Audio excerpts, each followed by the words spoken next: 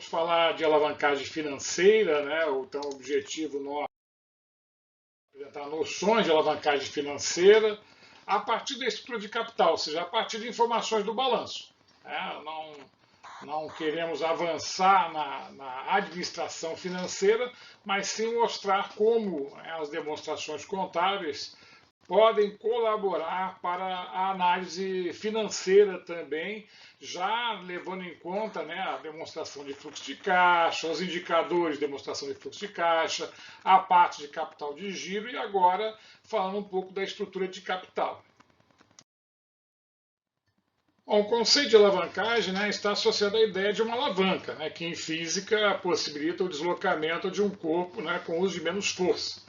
Em administração financeira, a expressão alavancagem financeira tem recebido interpretações diferentes, ou seja, desde a simples relação entre capital de terceiro e capital próprio, chamado índice de endividamento, até o uso de processos mais elaborados, né, em que compara o custo do empréstimo com o retorno propiciado pelos ativos da empresa, né, sempre considerando o poder aquisitivo da moeda. A alavancagem operacional, né, ela fundamenta-se na estrutura de gastos fixos, né, ou seja, a alavancagem operacional ela tem muito a ver com a estrutura de gastos. Né, ela está mais ligada à margem de contribuição, custo fixo, ela está ligada, né, ao esforço de venda. E a alavancagem financeira, né, ela está relacionada com a estrutura de capital da empresa, ou seja, o quanto né, os recursos financeiros geram retorno para a empresa. Então, embora não seja objetivo esgotar ou falar muito de alavancagem operacional, nós temos que comentar, né, que o grau de alavancagem operacional ele pode ser de seguintes formas. Né? Nós chamamos, né, de GAL, né, abreviamos para GAL. É a variação percentual, né, do lucro antes dos juros e do imposto de renda, o LAGIR. Né? Essa variação percentual, né, ou seja, de um ano para o outro, dividido pela variação percentual de vendas. Né? Eu pego lá a receita bruta e faço a variação percentual de vendas. Então eu vou medir, né, o quanto houve essa alavancagem, né, o quanto as minhas vendas, né, propiciaram de retorno. Ou também posso fazer, né, uma medição através da margem de contribuição total, no caso, né, de todos os produtos, que sobre, né, o lucro antes dos juros, impostos e imposto de renda. Tá? Lembrando, né, que lucros antes dos juros e impostos é uma coisa que o EBIT. Né? Então a gente está medindo a relação do quê? A relação operacional, né, entre lucro e vendas. Né? E o grau de alavancagem financeira. Né? Ele é a variação percentual do lucro líquido sobre a variação percentual do lucro antes dos juros e imposto de renda. Então a gente está tendo essa variação aí, estamos tirando. Agora a gente pode medir a GAF, né, com o lucro antes dos juros e imposto de renda. Aí eu não tenho 2 anos, né, vou analisar apenas olhando para um ano só, eu não faço a variação. E sobre o lucro antes do imposto de renda. Ou seja, na verdade, o que é que eu estou enxergando aí? Eu estou vendo os juros, né? Eu estou vendo o custo da dívida para a empresa. Né? Então a gente sabe, né, que quanto maior a GAF, mais juros a empresa está pagando. Né? Ou seja, então ela está mais endividada, portanto ela está mais alavancada financeiramente. Sempre lembrando que estar alavancado não quer dizer que está ruim.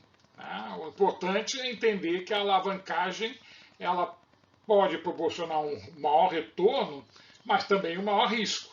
Tá?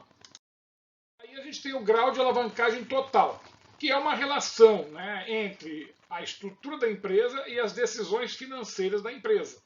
Eu posso fazer, então, através da variação percentual do lucro líquido sobre a variação percentual do LAGIR, né, lucro antes dos juros e imposto de renda.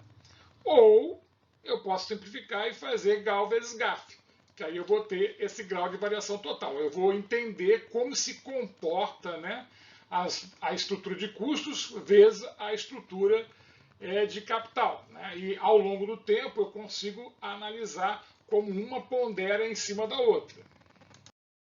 Agora, eu posso fazer uma análise de uma outra forma sobre alavancagem financeira, que é olhando só para a estrutura de capitais. Posso fazer isso. Aí eu vou usar o ROA, né, o retorno sobre ativos. que decorre da capacidade dos respectivos ativos de gerarem lucro. Tá? Aí, no caso, independente da estrutura de capitais utilizada pela empresa, depende. Tá? É um indicador que deve refletir a comparação entre o lucro após sua tributação e o total de ativos necessários para gerar esse lucro.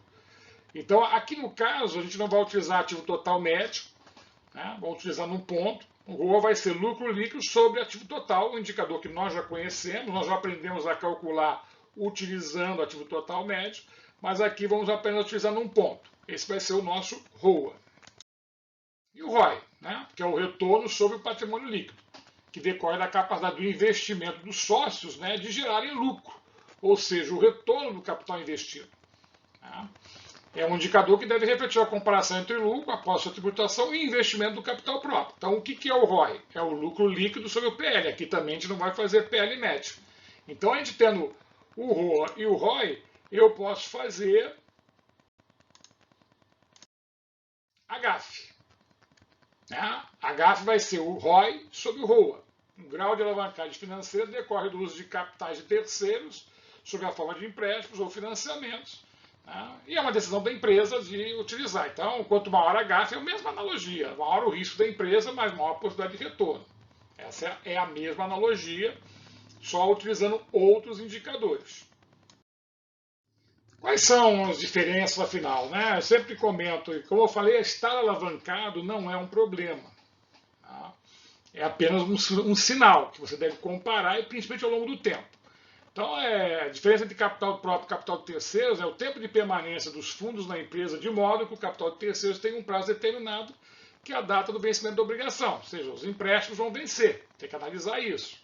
Os credores, fornecedores de capital sob a forma de empréstimos e financiamentos, têm contrato, né, com os tomadores de recursos assegurando seus rendimentos sob a forma de juros.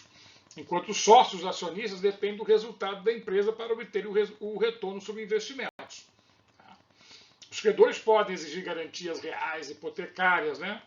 Normalmente quando se trata de obrigação a longo prazo, enquanto os proprietários de parcelas do capital social não têm qualquer garantia sobre o recurso investido na empresa e assumem o risco do empreendimento. É aquela outra história, o sócio está botando dinheiro na empresa. Né? Os terceiros, eles esperam, lógico que o sócio espera um retorno, né? Por isso que ele está investindo, mas ele está disposto a bancar situações em que não são favoráveis em prol do negócio. Já os terceiros não estão dispostos a bancar. Eles têm risco também, mas a ideia deles é ganhar em cima do negócio que está fazendo com você. Sua empresa. Os acionistas e os cotistas, eles têm interesses, né, e podem participar na gestão da empresa. Outros credores não, né, têm interesse, mas não podem, né, participar da gestão da empresa. Os acionistas ou cotistas, né, focam seus interesses no retorno, enquanto os credores focam na capacidade de pagamento.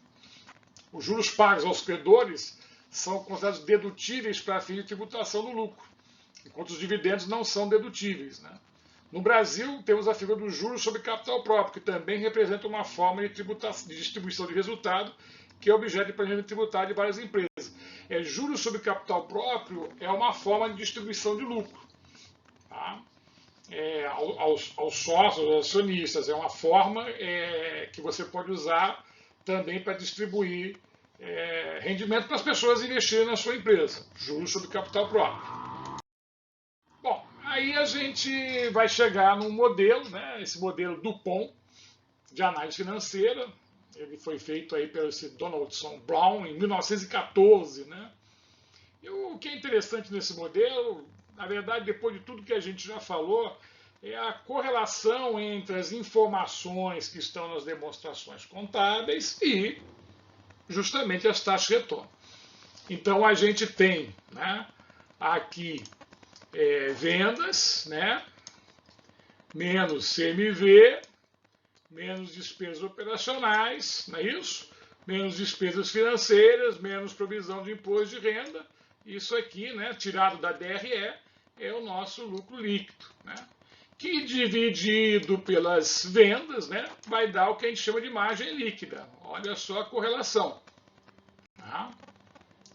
Aí a gente vai para o balanço, a gente tem o ativo circulante, né, mais o ativo realizável a longo prazo, né, mais o ativo imobilizado, né, e aí isso aqui é o ativo total. Né? Quando eu pego vendas e divido pelo ativo total, eu tenho o giro do ativo total, também nosso conhecido. Margem líquida sobre giro do ativo total vai nos dar aqui a taxa de retorno sobre o ativo total, né, o ROA. E aí a gente vem aqui, ó, passivo circulante mais o passivo exigível a longo prazo é o nosso exigível total. Né? Que mais o patrimônio líquido nada mais é que o total do passivo mais PL. Né? Que dividido pelo PL, né, vai nos dar um grau de alavancagem financeira. Né? E os dois aqui, olha, nos dão o quê? O ROI, a taxa de retorno sobre o PL. Então, o modelo Dupont, o que ele quis mostrar foi justamente, né, a correlação entre os vários elementos. E o que é importante é isso, né? É não entender o balanço, a DRE, como uma coisa apenas estática, evidentemente que são informações passadas, mas ela está mostrando como é a gestão da empresa. Se é passado, mas é como foi feita a gestão e provavelmente é como está sendo feita a gestão e como está sendo feito no futuro. Ou seja, se eu não fizer nada, ela vai ser feita do mesmo jeito. Né? Se foi favorável, ótimo, mas se eu posso mudar para melhor. Então a ideia do modelo Dupont é olhar para a empresa, tanto para a estrutura de custo, tanto como para a estrutura de capital, fazer essa correlação e mostrar no fundo, como eu sempre disse, isso aqui é o mais importante indicador de análise do ponto de vista de um acionista, que é o retorno do capital investido pelo sócio. Esse é o modelo mais importante de análise. Por isso e esse modelo Dupont foi aplicado não só por acionistas ou pela própria empresa, para várias empresas, para poder analisar, né, como é a gestão da empresa para proporcionar o retorno do capital investido. Sem querer esgotar o assunto, como eu disse, é uma porta de entrada, né, para a análise, muito mais focada em indicadores do que na gestão financeira, que é objeto de outros conteúdos.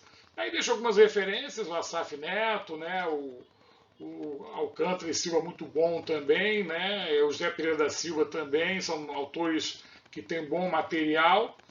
E as nossas dúvidas, sugestões e críticas sobre o assunto.